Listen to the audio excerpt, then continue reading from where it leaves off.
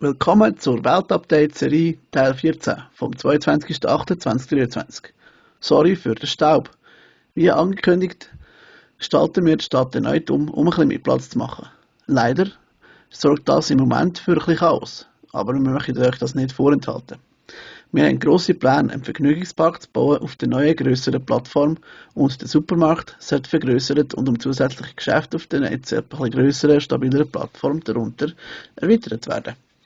Außerdem werden wir das Parkhaus in Zukunft möglicherweise mit einem Lift ausstatten für die Autos oder wir machen gerade das ganze Parkhaus höhenverstellbar.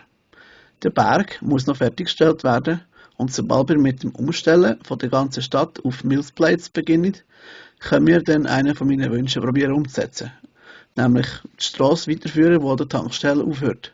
Das würde ich gerne versuchen, gleichzeitig mit den beiden Schienen vom Hauptbahnhof zu machen, sodass eine kombinierte Auto- und Eisenbahnbrücke entsteht, wo eben von der Tankstelle bis zum Bauernhof geht.